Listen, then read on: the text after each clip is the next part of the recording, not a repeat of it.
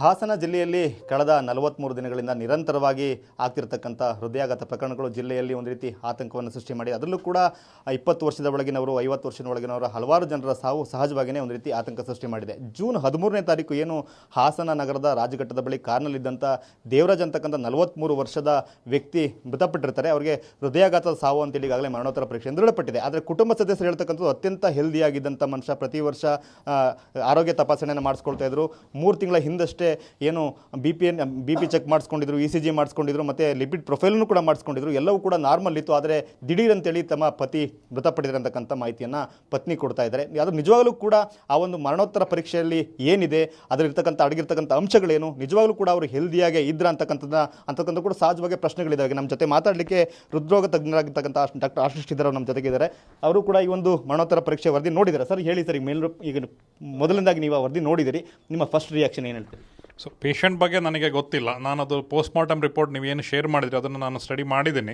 ಅದರಲ್ಲಿ ಏನಂತ ಹೇಳಿದ್ರೆ ಅಂದರೆ ಹಾರ್ಟ್ ರಿಲೇಟೆಡಲ್ಲಿ ಹಾರ್ಟ್ ದೊಡ್ಡದಾಗಿದೆ. ಅಂದರೆ ಹಾರ್ಟಿಂದು ಲೆಫ್ಟ್ ವೆಂಟ್ರಿಕಲ್ ಅಂತ ಏನೊಂದು ಚೇಂಬರ್ ಇರುತ್ತೆ ಅದು ಸಿಗ್ನಿಫಿಕೆಂಟ್ಲಿ ದೊಡ್ಡದಾಗಿದೆ.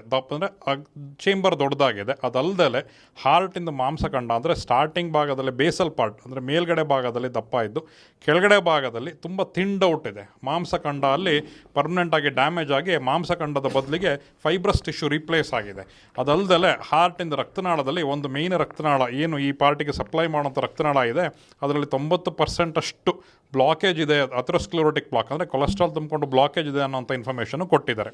ಸೊ ಇದ್ರದ್ದು ಏನು ಇನ್ಫರೆನ್ಸ್ ಅಂದರೆ ಇದರಿಂದ ನಾವು ಏನು ಅಲ್ಟಿಮೇಟ್ಲಿ ನಾವು ಅದರದ್ದು ಇನ್ಫರೆನ್ಸ್ ಏನು ಡ್ರಾ ಮಾಡ್ಬೋದು ಅಂದರೆ ಈ ಪರ್ಟಿಕ್ಯುಲರ್ ವ್ಯಕ್ತಿಗೆ ಹಾರ್ಟ್ ಅಟ್ಯಾಕ್ ಆಗಿ ಸುಮಾರು ಅಟ್ಲೀಸ್ಟ್ 6 ತಿಂಗಳಿಗಿಂತ ಜಾಸ್ತಿ ಆಗಿದೆ. ಏಕೆಂದರೆ ಹಾರ್ಟಿಂದ ಮಾಂಸಖಂಡಗಳು ಕಂಪ್ಲೀಟ್ಲಿ ಥಿನ್ಡ್ ಔಟ್ ಆಗಿ ಸ್ಕಾರ್ ಟಿಶ್ಯೂ ಅಂತ ಹೇಳ್ತೀವಿ. ಅಂದರೆ ಹಾರ್ಟಲ್ಲಿ ಮಸಲ್ಸ್ ಏನಿದೆ ಅಲ್ಲ ಅದನ್ನು ಫೈಬ್ರಸ್ ಟಿಶ್ಯೂ ಅಥವಾ ಸ್ಕಾರ್ ಟಿಶ್ಯೂ ಆಗಿ ರಿಪ್ಲೇಸ್ ಆಗಿದೆ. ಫಾರ್ ಎಕ್ಸಾಂಪಲ್ ನಮಗೆ ಗಾಯ ಆದಾಗ ಹೇಗೆ ಅಲ್ಲಿ ನಾವು ಮಾಯ ಆಗಬೇಕಾದ್ರೆ ಸ್ಕಾರ್ ಟಿಶ್ಯೂ ಬರುತ್ತೆ, ಹಾಗೆ ಹಾರ್ಟಿಂದ ಮಸಲ್ ಫೈಬರ್ನ ಸ್ಕಾರ್ ಟಿಶ್ಯೂ ರಿಪ್ಲೇಸ್ ಮಾಡಿಬಿಟ್ಟಿದೆ. ಇದಾಗೋದಕ್ಕೆ ಸಿಗ್ನಿಫಿಕೆಂಟ್ಲಿ ಟೈಮ್ ಆಗಬೇಕು. ಹಾರ್ಟ್ ಅಟ್ಯಾಕ್ ಆಗಿ ಸ್ವಲ್ಪ ಟೈಮ್ ಆಗಬೇಕು. ಅದಲ್ಲದೆ ಹಾರ್ಟಿನ ಚೇಂಬರು ದೊಡ್ಡದಾಗಿದೆ ಅಂತ ಹೇಳಿದ್ರೆ ಹಾರ್ಟ್ ಅಟ್ಯಾಕ್ ಆಗಿ ಹಾರ್ಟಿಂದ ಪಂಪಿಂಗ್ ಫಂಕ್ಷನ್ ಕಮ್ಮಿ ಆಗಿ ಅದನ್ನು ಕಾಂಪನ್ಸೇಟ್ ಮಾಡೋದಕ್ಕೆ ಹಾರ್ಟಿನ ಚೇಂಬರ್ಸು ದೊಡ್ಡದಾಗಿದೆ. ಸೊ ಇದನ್ನು ನಾವು ಕ್ರೋನಿಕ್ ಹಾರ್ಟ್ ಫೇಲ್ಯೂರ್ ಅಂತ ಹೇಳ್ತೀವಿ ಅಥವಾ ಕ್ರೋನಿಕ್ ಕಂಡೀಷನ್ಸ್ ಅಂದರೆ 6 ತಿಂಗಳಿಗಿಂತ ಜಾಸ್ತಿ ಆಗಿರಬಹುದು. ಸೊ ಈ ಪರ್ಟಿಕ್ಯುಲರ್ ಇನ್ಫರೆನ್ಸ್ ಏನು ಇವ್ರಿಗೆ ಅಂದರೆ ಇಸ್ಕೆಮಿಕ್ ಕಾರ್ಡಿಯೋಮಯೋಪತಿ ಅಂತ ಹೇಳ್ತೀವಿ. ಅಂದರೆ ಹಾರ್ಟಿಂದ ರಕ್ತನಾಳದಲ್ಲಿ ಬ್ಲಾಕೇಜ್ ಬಂದು ಹಾರ್ಟ್ ಅಟ್ಯಾಕ್ ಆಗಿ ಹಾರ್ಟಿಂದ ಮಾಂಸಖಂಡಗಳು ಡ್ಯಾಮೇಜ್ ಆಗಿ ಅದನ್ನು ಸ್ಕಾರ್ ಟಿಶ್ಯೂಗೆ ರೀಪ್ಲೇಸ್ ಮಾಡಿ ಹಾರ್ಟಿನ ಚೇಂಬರ್ ದೊಡ್ಡದಾಗಿ ಹಾರ್ಟ್ ಫೇಲ್ಯೂರಲ್ಲಿ ಹೋಗಿರ್ತಾರೆ. ಇವ್ರು ಯಾಕೆ ಸಿಂಪ್ಟಮ್ಯಾಟಿಕ್ ಇಲ್ಲ, ಯಾಕೆ ಇವ್ರಿಗೆ ಇಷ್ಟೆಲ್ಲ ಆದ್ರೂ ಗೊತ್ತಾಗಿಲ್ಲ. ಕೆಲವು ಸಲ ಸಕ್ಕರೆ ಕಾಯಿಲೆ ಇರೋವಂಥವರಿಗೆ ಪೇಯ್ನ್ ಸೆನ್ಸೇಷನ್ ಗೊತ್ತಾಗೋದಿಲ್ಲ. ಅವ್ರಿಗೇನಾದ್ರು ಆಟೋನಮಿಕ್ ನ್ಯೂರೋಪತಿ ಆಗಿದ್ದರೆ ಹಾರ್ಟಿಗೆ ಸಪ್ಲೈ ಮಾಡೋವಂಥ ನರ್ವ್ ಸಿಸ್ಟಮ್ ಏನಾದ್ರು ಡ್ಯಾಮೇಜ್ ಆಗಿದ್ದರೆ ಆವಾಗ ಅವರಿಗೆ ಪೇಯ್ನ್ ಪರ್ಸೆಪ್ಷನ್ ಆಗೋದಿಲ್ಲ.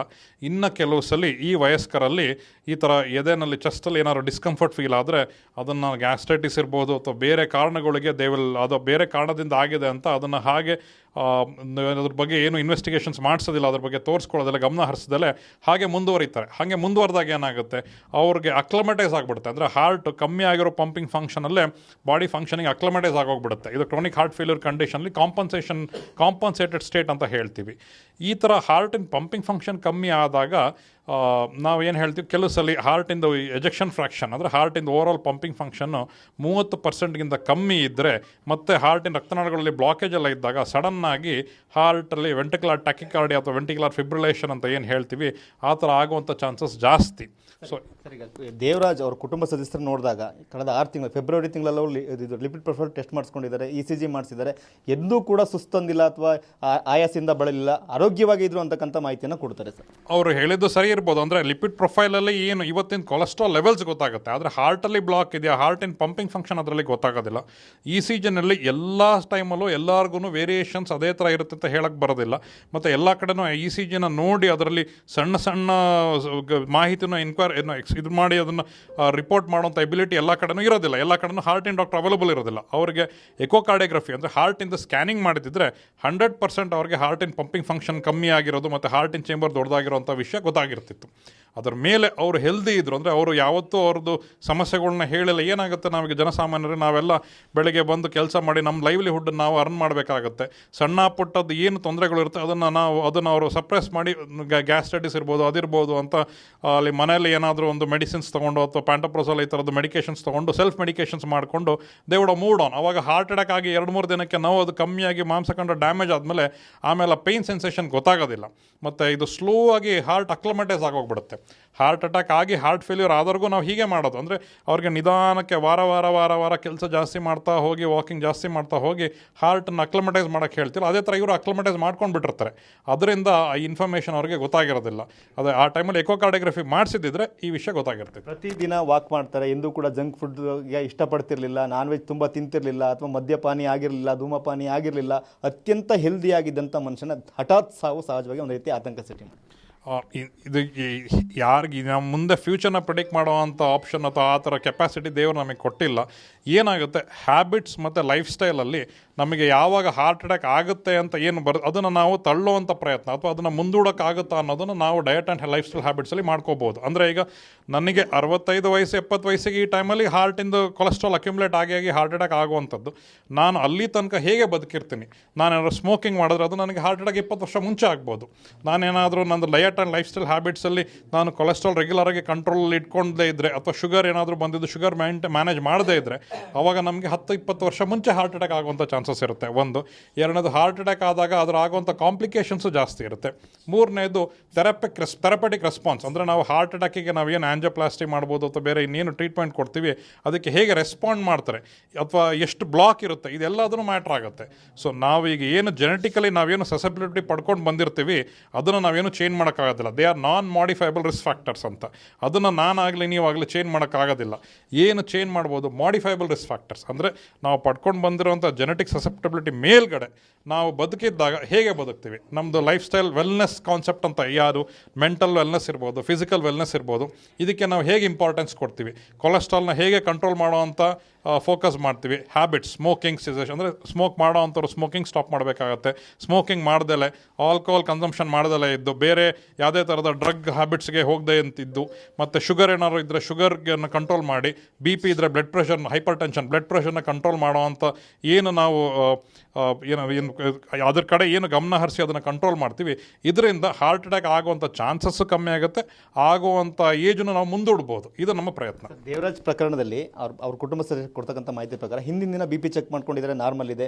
ಫೆಬ್ರವರಿಲಿ ಅವರು ಲಿಪಿಡ್ ಪ್ರೊಫೈಲ್ ಮಾಡಿದಾಗ ಅವರ LDL ಪ್ರಮಾಣ 150 ಇದೆ, 100 ಇರಬೇಕು, 150 ಇದೆ. ಸೊ ಇಷ್ಟೆಲ್ಲ ಇದ್ದರೂ ಕೂಡ ಅವರ ಸಾವು ಹೇಗಾಯಿತು ಅಂತಕ್ಕಂಥದ್ದು ಎಲ್ಲರಿಗೂ ಸಹಜವಾಗಿ ಒಂದು ಪ್ರಶ್ನೆ ಸರ್. ಆದರೆ ಇದರಲ್ಲಿ ಯಾವುದೂ ನಾವು ಹಾರ್ಟಿಂದ ಎವ್ಯಾಲ್ಯೂಯೇಷನ್ ಆಗಿಲ್ಲ. ಕೊಲೆಸ್ಟ್ರಾಲ್ ನೋಡಿದರೆ, ECG ನೋಡಿದರೆ, ಕಂಪ್ಲೀಟ್ ಕಾರ್ಡಿಯಾಕ್ ಎವ್ಯಾಲ್ಯೂಯೇಷನ್ ಆಗಿಲ್ಲ. ಇದರಲ್ಲಿ ಎಕೋಕಾರ್ಡಿಯೋಗ್ರಫಿ ಪೆಂಡಿಂಗ್ ಇತ್ತು ಮತ್ತು ಟ್ರೆಡ್ಮಿಲ್ ಟೆಸ್ಟ್ ಪೆಂಡಿಂಗ್ ಇತ್ತು. ಇದು ಕಂಪ್ಲೀಟ್ ಚೆಕಪ್ ಆಗಿಲ್ಲ, ಪಾರ್ಷಿಯಲ್ ಚೆಕಪ್ ಆಗಿರೋದ್ರಿಂದ ಅನ್ಫಾರ್ಚುನೇಟ್ಲಿ ಅವ್ರಿಗೆ ಏನು ಪ್ರಾಬ್ಲಮ್ ಆಗಿದೆ ಅದು ಡಿಟೆಕ್ಟ್ ಆಗಿಲ್ಲ. ಅದರ ಮೇಲೆ LDL 150 ಸಿಗ್ನಿಫಿಕೆಂಟ್, 45 ವಯಸ್ಸಿಗೆ LDL ಸ್ವಲ್ಪ ಜಾಸ್ತಿ ಇದೆ.